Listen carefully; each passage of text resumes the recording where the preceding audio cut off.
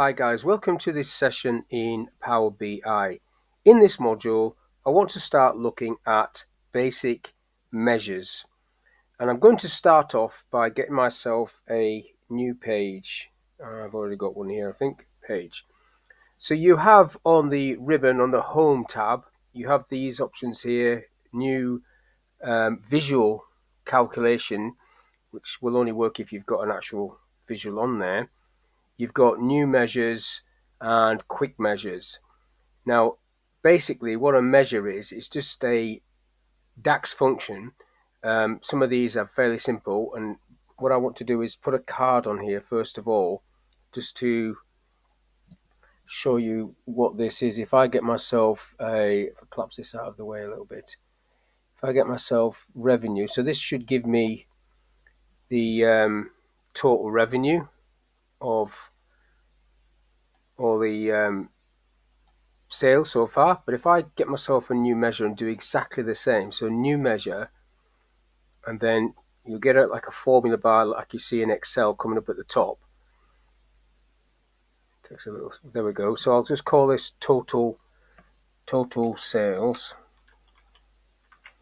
Just leave it as a capital letter, equals, and then you have to go sum. And when you open the bracket, it'll give you a list of all the available fields that you've got. So I just want a basic one, sum of revenue, and then closing the bracket. Now in Excel, if you did a simple function like that, it would be quite forgiving if you didn't close the bracket, but Power BI is not. So I've created that measure. It will create that measure, and that measure will sit over here. So you can see it there. Now if I click on another card, I get one next to it, and click on a card and click on total sales, that measure,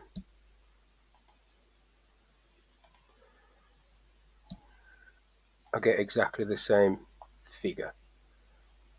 Now if I click the measure itself, you'll see the formula bar opens again, and I've got some basic format options here.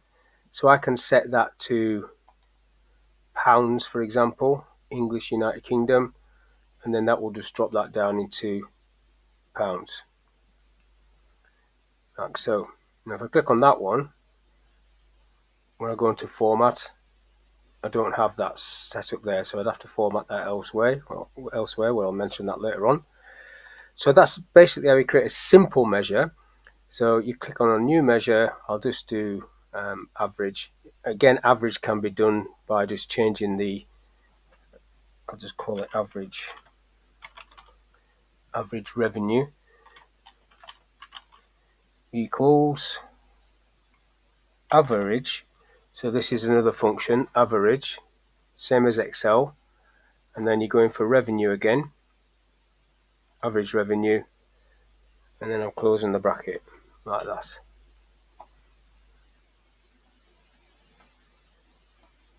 Tick that, and then I'll get another measure popping up over here saying average. And if I click on another card, make sure I'm not selected on anything, I can tick average, and there you get the average revenue. And again, I can click on format and set that to pounds. I need to click on the measure first. Format, measure tools, pounds, English United Kingdom. And then that should change that in a few seconds. Okay, so now that's changed that. So that's one way of doing measures. I'll come back to some other ways in a minute. Now if I go to the table view, click on table, and I want the main table, so I'll click on the main table. You can actually do calculated columns in here. So what you've got at the top here is the table tools. You've got new measure, quick measure, new column. So first of all, let's have a look at this data. We've got a profit column, but I'm going to do that again. So it's going to be revenue minus cost. So I'll just do that one. Now you have to refer to the table. The table's called main. So when you do this, so I'll call it my profit. So it's got a different title, my profit equals, so now it's just going to be main, and then it should give me a list of all the fields that's in the main table. So it's going to be revenue and then minus main and cost. So that's the first one. Now another one I can do is, looking at these dates, you can do a measure or a calculated column that will tell you the last date of training or payment, last date of training. If I come back across here, you can see there's duplicate columns or duplicate companies in here. So there's more than one occurrence of It's Easy, for example. You can see it further down there, It's Easy. But I want to know what the last date of training. I know it's that date, 31st of March, but I want it to tell me that. So I could do it as a column, but I can also do it as a measure in a report.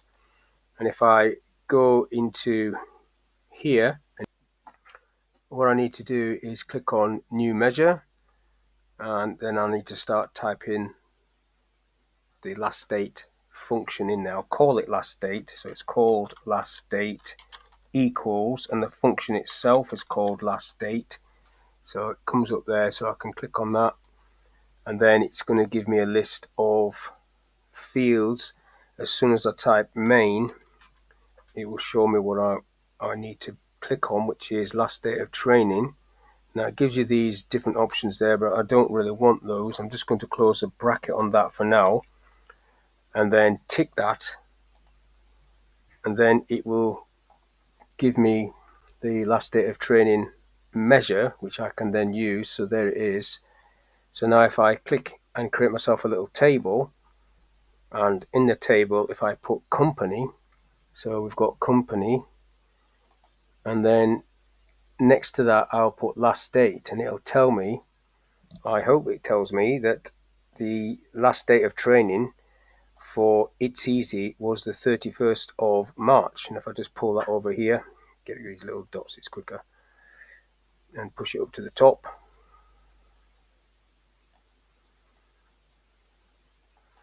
So the last date of training for It's Easy is the 31st of March, and it's not duplicating these. So if I make this a bit bigger so you can see most of the companies, you can see all the companies. So there's only one occurrence of It's Easy, even though there's multiple occurrences on the table, and it's given me the last date. It's also got the time on there, which is not relevant. So what you need to do there is click on the measure, so it comes up with the measure tools tab, and then you can change that format into whatever you want. You don't need to have it on that. So I'll go for this one.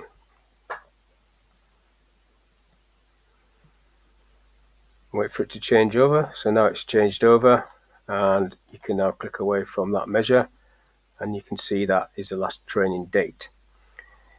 Now if I go back to the table, and let's do a couple more column calculations. So let's get on to main again.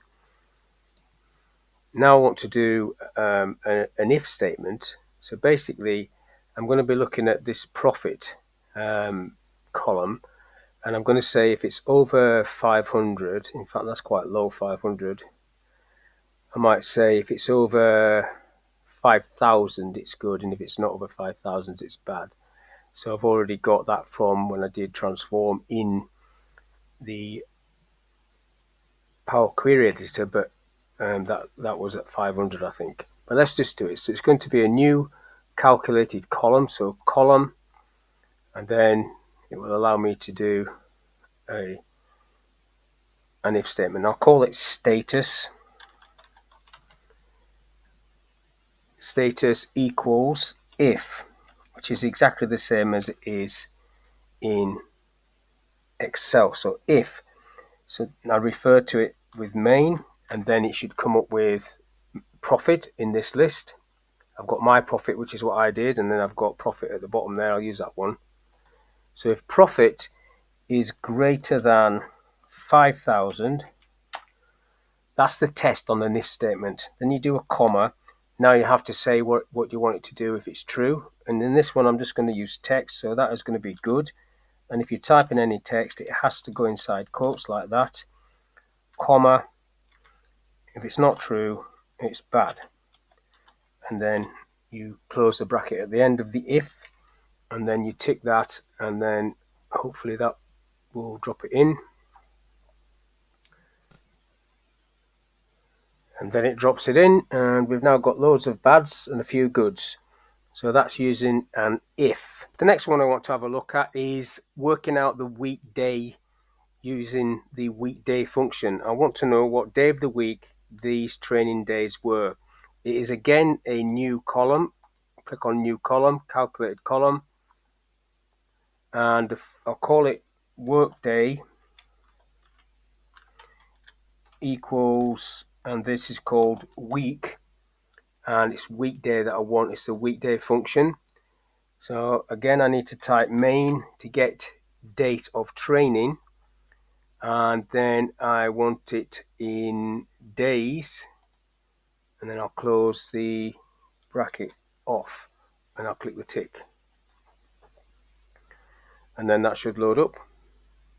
Now it comes up with a number, which is not helping me at all, so I want to format that to show me in days. So in front of weekday, I'm going to type format, and then I need to open a bracket for the format, get to the end of it all, and then doing a comma, and in quotes I'm going DDD, 3 Ds, and then close quotes, close bracket for the format, and then that should change those numbers into an actual day, like so.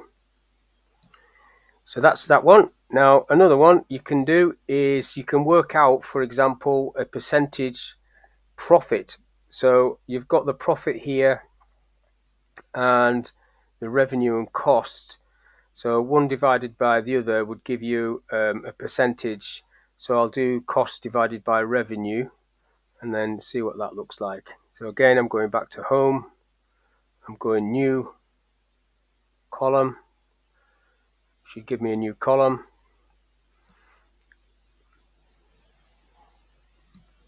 And then this is going to be, I'll just call this percent equals.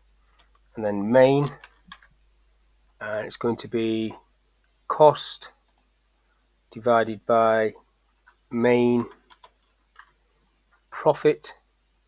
In fact, I'll do it for revenue. Come down for revenue, like so, and then I'm ticking that. Comes up with a huge figure, but you can basically format that to percent, and that'll show you a percentage, like so. You've got 48% profit on that one. It looks about right. Revenue was 505, and then the cost was 245, so that's quite good. Now I'm going to go back to the reports area because I want to show you how to do some more calculations on here. Just cancel that off for a minute. It's already got that set up. You have quick measures, which can help you measure on the screen very quickly. So what I want to do is basically create a table. In fact, I'll do it on a new sheet, and create a table, topic and revenue. So topic, not target, topic, tick topic and revenue. So that's a little table, you can see that. Now next to that, I want to use a quick measure. So a quick measure, I want to select from this list, and I want basically a running total. So one of the options down here is running total. I'm clicking on that. So your base value is going to be revenue. So I'll just drag revenue into there, and your field is going to be topic. So I'm going to drag topic in there, and then you can select which way you want it to go, ascending or descending. So I'll add that. It creates a measure called running total, and then you can add that to your visual. I'll just come off this. I'll just hide this for a minute. Running total, that's it. So I'm going to create another table, and again I'm going to do topic, but then I'm going to click on sum of running total, which is a right mouthful. So the idea here is you've got a comparison here. So it starts off at 50,000 each. Then this one adds the two figures together and gets you to 141. So 90,000 and 50,000 is coming up to 141 plus a few bits and bobs of change. And then 48,000 on top of that. So basically that is doing a running total. So we've done a few little measures there. We've done some calculated columns and we've done some measures from the ribbon on the reports view. So that's all I want to talk about in this little video. How you can create measures in report view and how you can create measures in table view as calculated columns. As you can see at the end here that we've created these ones. So hopefully this video is okay. Thank you for your time and I'll catch you on the next one.